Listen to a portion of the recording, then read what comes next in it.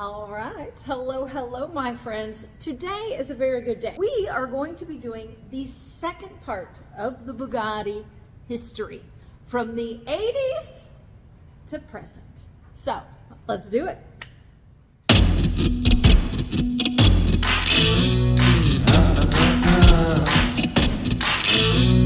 And if you are not familiar with this channel, welcome. Primarily we cover classic cars and history. So talking about Bugatti's current supercars, it's gonna be kind of a fun little task outside of my comfort zone. So, all right, let's do it. 1921 Dodge right behind me. Love that car. I got a couple of videos on it. If you wanna check it out, I'll put the link up right there. Anyways, let's get to business.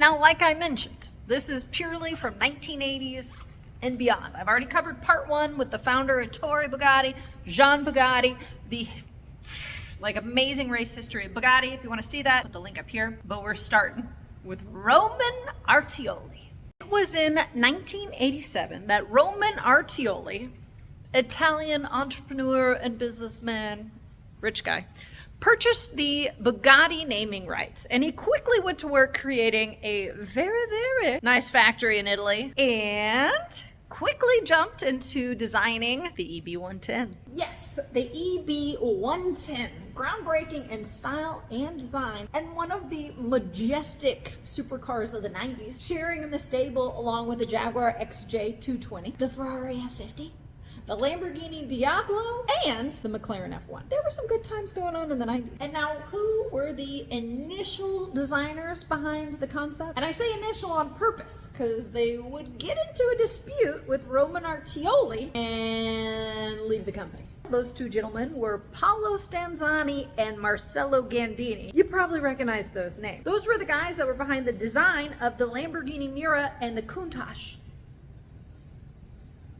The Miura. It would be Nicola Materazzi that would take the helm and lead the EB110 project. You might be wondering, well, what does Nicola Materazzi have under his belt? He did the Ferrari F40.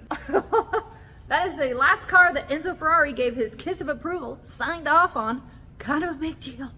And the Ferrari 288 GTO. Now let's talk about what make it go fast. The EB110 was powered by a 3.5 liter, 5-valve per cylinder, making it a 60-cylinder V12, quad turbocharged V12 that powered all four wheels through a 6-speed manual transmission. In 1991, they would unveil the EB110 in France on celebrating 110 years. On the date of Ettore Bugatti's birthday, they unveiled the Bugatti EB110. Just 6 months afterwards, they would release the EB110 Supersport, which was more powerful and about 330 pounds lighter than the one that they had just released 6 months ago. And it had a top speed of 221 miles per hour. And it got a lot of publicity when extremely famous and successful F1 racer Michael Schumacher purchased a yellow one. But that publicity would not last long in a good way. Michael would unfortunately crash it into a truck, and he would claim the reason for this crash was because of inadequate brakes. Now, that being said, Schumacher did repair it and keep it till 2003. All right, it's 1993.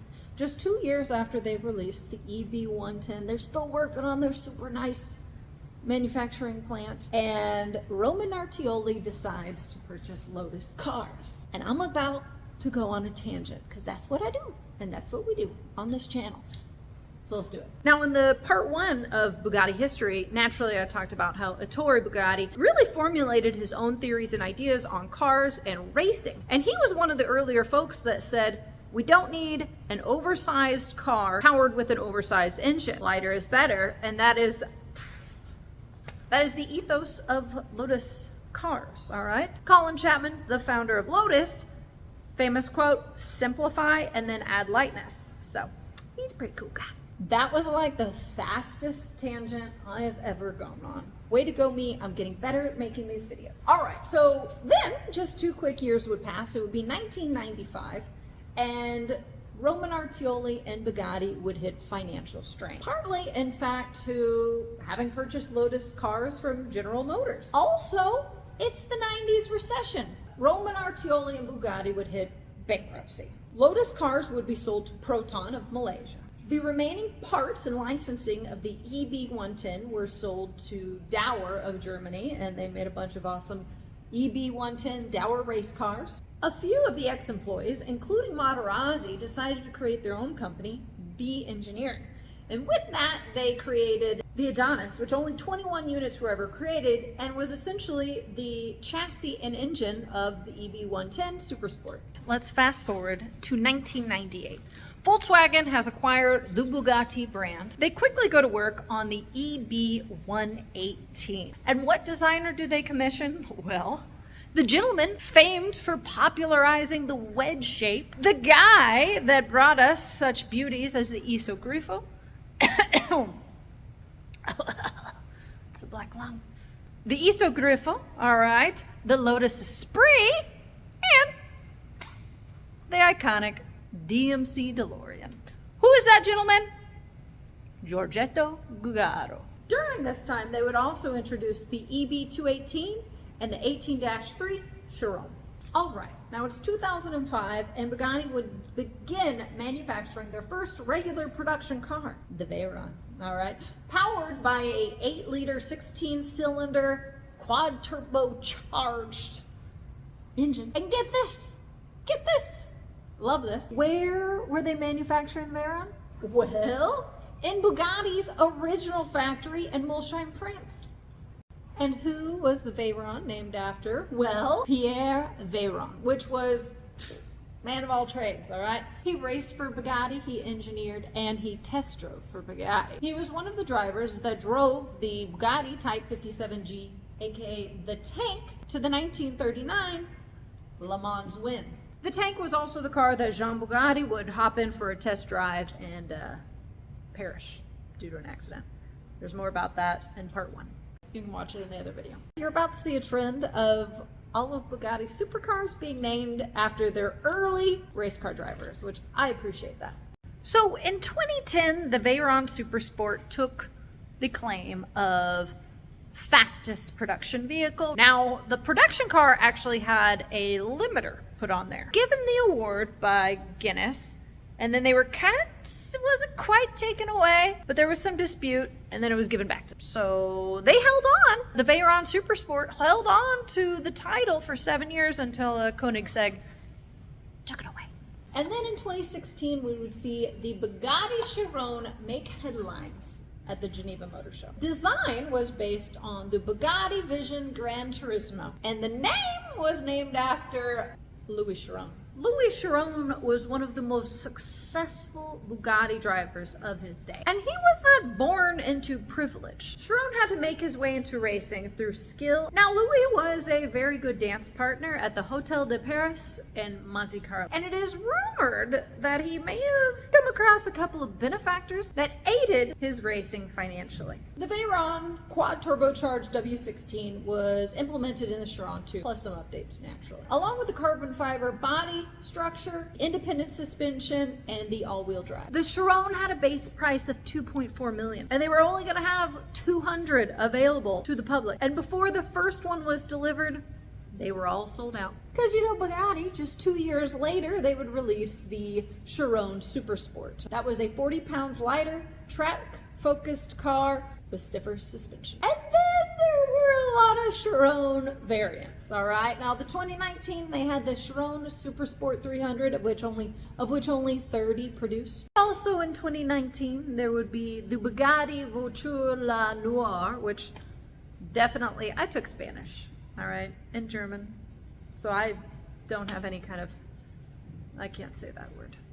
Anyways, which was a design nod to the Type 57 SC Atlantic. Then in 2022, we would have the Chiron Pure Sport. It's like P-U-R, which makes me want to purr. Of which it's a handling-focused car that is limited to only 60 units produced. And in 2019, at the Geneva International Motor Show, Bugatti would unveil the Bugatti Divo.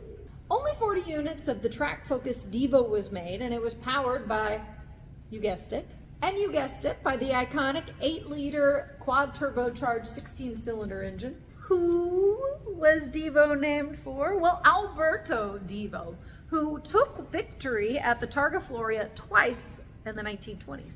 The Divo was only available via special dealer invite, and the 40 units were sold out on the first day. Now, let's talk about something that looks real mean, all right? Bugatti just announced in December of 2020 that they would actually be coming to production with the Bugatti Bolide. And trust me, the way this is spelled, I'm Texan, so I just want to say Bolide. Now, this track-only car is expected to have only 40 produced. And Bugatti says this is going to be the last car that is powered by their iconic 8-liter, 16-cylinder quad turbocharged engine. These monsters' expected delivery is August of 2024. Reported horsepower is 1,578, all right, which is down from the 1,820.